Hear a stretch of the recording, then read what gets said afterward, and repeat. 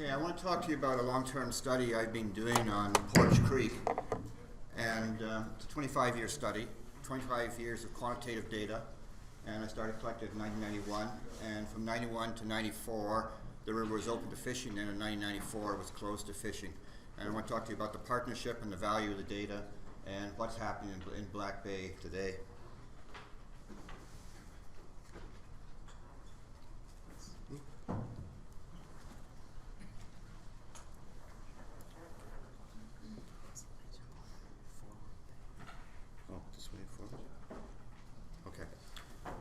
Sorry. My study area is Black Bay, which is on the north shore of Lake Superior, right up in here. This is Black Bay, and probably you recognize Black Bay, the Black Sturgeon River, and the one that's what we've been talking about lately is up in the top end. The Wolf River is up in there, Coldwater. Portage Creek is right here. I'm also going to talk to you a little bit about the McIntyre River in Thunder Bay, which comes in here. It's another coldwater stream we've got quantitative data on. This is Nipigon Bay, which is famous for its brook trout coasters. One thing to keep in mind, the temperature regime up in our part of the country is very, very cold. It's one of the coldest areas where steelhead exists anywhere in the world. And these are all wild steelhead. And the temperature regime in the winter is -12 on the average. In summer, it's -16. Lake Superior stays fairly cold. They've adapted, steelhead have adapted really, really well to Lake Superior. The background of this stream is it's 40 kilometers east of Thunder Bay, near the town of Pass Lake on the Sibley Peninsula. It's 800 hectares in size. It's 16 kilometers long. It drains the Sibley Peninsula. If anybody's been up in Thunder Bay, they've seen the Sleeping Giant. It rises in the Sleeping Giant on the west side of the peninsula, flows across the highway and out into Black Bay at Horkett Cove. In the early 1990s, the anglers came to the Ministry of Natural Resources in Thunder Bay and said, steelhead population's in trouble, you guys better get off your butts and start studying them and come up with a management plan so that they can be sustainable. They seconded me for 4 years to work on a steelhead program where I could assess the north shore of Lake Superior and come up with management objectives. And when I looked at Portage Creek, it had the highest rate of exploitation, 75% total annual mortality on Portage Creek, which is really, really high, of which probably 30 to 40% was fishing mortality. The population was young, very few repeat spawners. It's on the verge of collapse. At least we thought that that's probably what the case was. So we formed a partnership with the MNR, the North Shore Steelhead Association, and the landowners to study Portage Creek a little more intensively, because in 1994, the landowner that owned Portage Creek closed it to fishing. He was fed up with all the anglers in there catching all these fish, and the population was declining, and there was garbage all over the place. So he closed it off to fishing. So it gave us a tremendous opportunity to study this river and see if it could come back. So I approached the landowner and said, do you mind us doing this? And he had no issues with it. And so we came up with a set of objectives. The one main objective was to document the recovery of Lake Superior steelhead population, a heavily exploited stock. Could it recover, and describe it as it recovered. Monitor the effects of environmental conditions on a steelhead and basically a coldwater community, which had coastal brook trout and resident brook trout also. And we wanted to look at this river after supposedly the population came back to carrying capacity and see what effect environmental factors have on fluctuations in year-class strength and various things like this. Use Portage Creek as an index to monitor the health of steelhead populations in Black Bay. It was a good index for all the rivers in Black Bay because big year classes of steelhead exist over large geographic areas. So we get big year classes in Portage, we also get them in the other tributaries of Black Bay, we also get them in Thunder Bay, and we also get them in Nipigon Bay. So we have an index stream, we can monitor these populations. Monitor the changes in Portage Creek steelhead in response to a fish community change. There's been a dramatic change in the fish community in about the mid 2000s, and in the last 10 or 15 years, there's been fairly dramatic change in the fish community. We wanted to see what effect that would have on a coldwater community. And we wanted to demonstrate the value of anglers collecting data. Because I didn't have very much money to run my programs, so I solicited anglers from the local clubs and everything to help me out. And it worked out great. They're great people to work with, and we all gained from it. This is my study area, and it's about a 1 kilometer stretch. This is a waterfall, it's a partial barrier. The fish don't really, the steelhead don't really move through here until it reaches about 11 degrees Celsius. And so they bottleneck in the lower river, so it gives an opportunity to catch a fair percentage of the population. Below the falls, it goes into a series of rapids and pools, fairly high gradient, gradually slows down, and then it goes into the lower river. And we call this alligator water because it's slow moving and meandering out into Horkett Cove. It's a bad term, but we tend to refer to it as alligator water. The introduction of steelhead was in the 1800s. They're well established in Lake Superior, as everybody knows. They're self-sustaining in the North Shore of Lake Superior. We don't do any stocking. And as I said, they're naturalized, self-sustained, and they're genetically unique by population. Work that's been done by I believe Kruger and Addison and Whalen down in southern Ontario indicates these populations have been left alone, and they home really well. They develop unique sets of life history characteristics, and they've found them to be genetically unique. The method of capture may seem rather strange to everybody because it may not seem very effective. We use anglers, and when they're concentrated at the falls, we dip them out of the falls. 80% of the fish are caught by angling, and that's the advantage of using the club. We can use the sportsman club to come in with a professional, and they can angle. We do all the tagging and sampling. So we get to work in partnership with them. And believe it or not, 2 guys for 3 weeks in Portage Creek could sample 30 to 50% of the spawning population.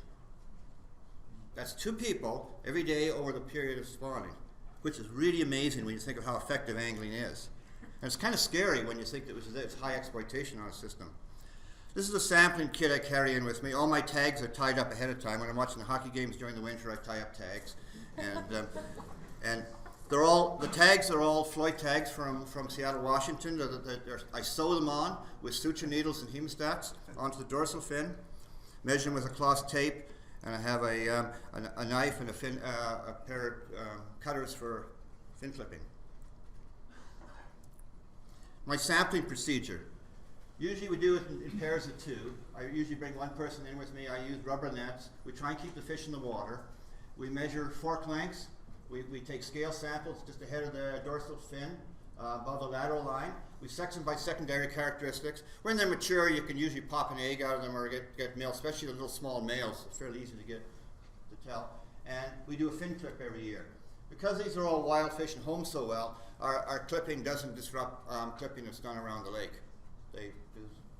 So we do a different clip every year, and we use a different color tag, and they're all sewn on. The reason I use these type of tags is because the dark Floyd tags, very low retention. And in other studies I've done with other species, Floyd tags, the ones you inject into the dorsal fin, very high loss, and I want to retain as many tags as possible. Fin clipping is used for Peterson estimates. And I got a call from one of the profs at University of Duluth. He said, how can you do Petersons? Because your recapture stage is a different year. We tag them 1 year and get the recapture next year. But because we know what was in the spawning population the previous year, because of spawning checks, and I'll talk to that in a minute, we know what, so we take the number of fish we mark in year 1 times the number of fish in year 2 that are repeat spawners, divided by the number of fish from the number of repeat spawners that have fin clips. And it's a quick Peterson estimate. We can validate our spawning checks and validate our aging because we tag them. We tag them when they're young and get them back in subsequent years. So it helps us validate our whole life history, spawning checks, life history, and it's a very, very effective way of making sure you're aging accurately, because one of the problems we have is we get a lot of fly-by-night agers that age a bunch of fish. They have no idea what they're looking at. And it's reported in the literature, and we don't know how accurate it is. So one of the gentlemen that helped the original study said tagging is so important to validate your aging. And then we're also looking at moving patterns and stray rates. We see fish from all over. They come back from all over Lake Superior, our tag returns, but they home really well back to Portage Creek. About 2% stray rate we feel for Portage, which is fairly natural. From the tags, you can get exploitation. It's best if you have a creel, and the exploitation rate on a tagged fish is relatively poor. It gives an idea of approximately how many fish are being harvested, but as you know, getting tags back is sometimes not all that easy to get. Now comes the scale sample. From the scale, we can tell the whole life history of those fish. So if we get a scale off a fish, we can tell the whole life history of that individual fish from the scales. If we have a random sample from a population, we can tell the whole life history of that population. If we mark and recapture them, we can get a population estimate as well to go along with it. So it's the number of years the fish are in the stream, the number of years the fish are in the lake, total age, age maturity, lake years of maturity, number of spawning events, size by age, and all that by sex from the scale. And here we have, this is a 2-year stream, first year here. It's like the growth on the rings on a tree. In the winter time, growth slows down, the rings crisscross. When they reach maturity, this is the first lake year, way out to here. There's a bit of a shadow here, but it's not an annulus. And here we have the first lake annulus. And lo and behold, you see all this wear on it, and it's all beat up and everything. When they spawn, they reabsorb calcium back into their system, and it forms what's called a spawning check. So we can tell when the fish matured, and we can tell it spawned here and spawned here, and we caught it on a spawning run, so we know it's spawning for the 3rd time. And this is a 5-year-old fish, 2 streams, 3 lake, 3rd spawning. So a lot of interesting stuff can be extrapolated from the scale. Now what I do when I age them, I put on the back of my envelope, I put the age of the fish. It's a 2 stream, 5 lake, this particular fish that I from this envelope.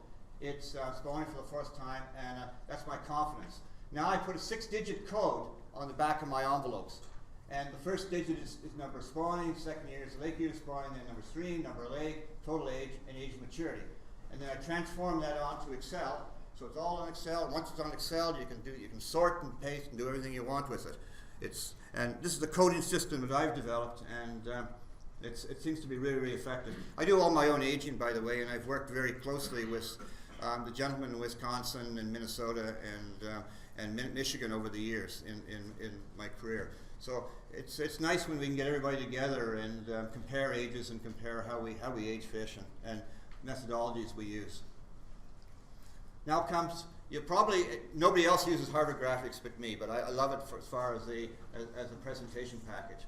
But this is really interesting because this is numbers of fish based on the population size. And basically what you see over here is really interesting. 9-year-old fish. Anybody who's worked with steelhead, 9-year-olds are rare. Very high percentage of 9-year-olds. And even though these year classes, the 10, 9, and 8 year classes, the year classes in brackets, look good, there's not very many fish. And keep this in mind for when we talk a little bit later. I want to show you some stuff.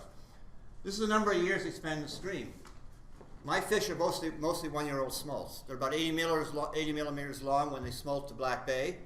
And there's quite a few streams on the north shore of Lake Superior that do have 1-year-old smolts. And I think Paul Seelbach found in his work in Michigan the same thing, a lot of 1-year-old smolts. And there's a few 2s and a few 3s. This is looking at males and females at first spawning, and males tend to spawn early. Females need a little more energy to produce eggs, so they spawn a bit later. And we get females that are spawning for the first time at age 5, but it's very spread out. The genetic diversity that's built in these populations is amazing. When you think you have 1, 2, and 3 stream fish, and then you have 1, 2, and we have 2, 3, and 4 years in the lake before they mature. So there's a lot of buffering put into these populations. So they're very resilient and very diversified genetically. They're very interesting species to deal with. When I look at repeat spawning, this is another amazing thing because you virtually never hear of 82% repeat spawning. But the one thing that's really interesting, I talked to Bruce Swanson down in Wisconsin years ago about my male repeat spawners, and he said, we virtually get no male repeat spawners. But keep in mind, we're marking little males at 2 years old in Portage Creek. We're putting tags on them, and we're getting them back in subsequent years. And we know they were mature when we got them the first time. When we look at the scales on these repeat spawning males, the spawning check is very, very subtle. But the fact that we have tags on these fish gives an indication that they did spawn. And repeat spawning males is a lot higher in Lake Superior than we ever thought before because of our tagging, which is kind of interesting. But does anybody notice over here? 8, 9 time repeat spawners. documented from tags. And they spawn basically they spawn every year. I haven't seen, I talked to Bill Bluss down in Wisconsin. He hasn't seen any fish that miss a year once they spawn. But once they spawn once, they seem to spawn every year. So we have 9-time repeat spawning females documented in Portage Creek. This is basically how I do my population estimates. I explained this before. And I use Ricker's stuff for confidence limits. And this is what happened to the population. We closed it off in 1994, and the population slowly got older and older and older, and then all of a sudden took off. With the 98-year class, 01-year class, and 01-year class, very, very strong, and then the 04-year class was another very strong year. Now, it was interesting why these fish suddenly took off, and it was like we built up bigger, older fish, more repeat spawners. And those big repeat spawners seem to do the job a lot better. And from Quinn's work out west, he indicated the repeat spawners produce most of the offspring. And it seems like you need this big surge of repeat spawners before you get full recruitment. And then all of a sudden the population took a nosedive. And I'll talk about that a little bit in a minute here. So this is what happened in Portage Creek. This is number 3-year-old fish. 3-year-old fish is a good measure of year class. And as you see, the 98-year class, very strong. 2000-year class, 01. 04, the best year class we ever produced in the North Shore of Lake Superior since I've been around. Then all of a sudden, you get this. No recruitment. Way, way down. And we compare this. This is Portage Creek in the brown. And this is the river right next door. We're also doing population work on the McIntyre River. The McIntyre River went from a 5-fish limit to a 1 over 69 centimeter minimal size regulation in 1999. The population maintained itself around 400, and then all of a sudden took off. Very similar to what Portage did, but it's maintained a fairly high abundance. And the reason it's still a high abundance, I'll show you in a second here, is because of these 3 big year classes that have come into the fishery. The 09s, 08s, and 07s were all strong, all along the North Shore, except Black Bay. Black Bay was the only outlier. All the other rivers produced big year classes like they always have. The 2004 year class was the last big year class we produced in Black Bay, and all the other tributaries are showing exactly what Portage is showing. Low recruitment and populations way down. We're also, because we get these fish in our population, and some of you will be glad that I'm finally talking about a native species. And this is a species that we get as basically a bycatch within our population. We sample like 50 to 60 brook trout a spring in Portage Creek, and we also go in the fall and we tag the coasters. And so we do biological sampling on them. We do fin clipping and tagging. Melissa Robillard at the University of Guelph with Rob McLaughlin did stable isotope analysis when she was doing the work in Nipigon Bay. She also collected samples from Portage Creek. This is to tell if they were out in the lake or not. And then Chris Wilson from Trent has done genetic work on the coasters in Portage. And Nick Jones has been doing stream work with me and temperature regimes and stuff. And we do spring and fall collections. So in summary, we have a stream that has a unique set of life history characteristics and migratory patterns. The changes in adult population, there's been changes in the population over a time period. We had harvest problems initially in the 1990s. We have recruitment problems between 2005 and 2012. And you're probably going to ask me why. Decline in steelhead population in Black Bay, it could be related to the changes in the fish community, the perkit community, dramatic increase in perkits, and the Upper Great Lakes Management Unit has been doing broad-scale monitoring and fall walleye index netting programs on Black Bay and found a dramatic increase in perch and walleye. And it seems to be, the decline in steelhead seems to coincide with this dramatic increase in perkits. And after talking to several gentlemen here over the last few days, the same thing seems to be happening in other areas. these big predatory walleye are sitting off the mouths of the creeks and basically gobbling up my little baby steelhead as they come out. And because they're only 80 millimeters long, they're nice little morsels. Portage Creek will use an index stream to gauge the health of Black Bay steelhead populations. And that's why we want to continue it. Even though I'm an old, retired individual, the Lake Unit has been kind enough to sponsor me and allow me to continue to do this program indefinitely, because 25-year data sets are very, very rare. And when we get these kind of data sets on wild steelhead populations, you want to keep them. You don't want to let them go. We can validate all our life history characteristics from our tagging. We can look at movement and stray patterns from our tagging. And I said we've got tag returns from all over the lake. Probably every geographical area of Lake Superior, we've got tag returns. And I want to thank everybody that sent tags into me. I know I've got them from every state and organization. When you're doing netting and everything, you're very good about sending tags into me, and it's really appreciated. We can look at angling and handling mortality, which seems to be fairly low, but of course we're dealing with them very carefully and stuff. And we've documented the coasters in Black Bay and the life histories of coasters. And previous to this, there'd been very little documentation of coasters in Black Bay. And now we're realizing they're in there to a much greater extent than we ever thought before. Maybe not as abundant as they are in Nipigon Bay, but they're still, just about all the rivers have runs. We also, this is a really neat little tidbit here. And one of the guys that's been working with me on doing a bit of analysis called me up back about 3 or 4 weeks ago, and he says, John, I see a trend in your population. You're getting more 2-year-old smolts. So maybe the 2-year-old smolts are the ones that are surviving in the future, because they're 160 millimeters versus 80 millimeters. And maybe these are the ones that are going to be successful in the future. The value of this study: applied science to support management. Very, very critical. I always love applied science, something that we can answer some of the management questions we have. So we can answer questions on wild steelhead populations in Black Bay. We've got a long-term data set that shows population trends. We've got really good baseline data for future concerns. It's a valuable, low-cost program.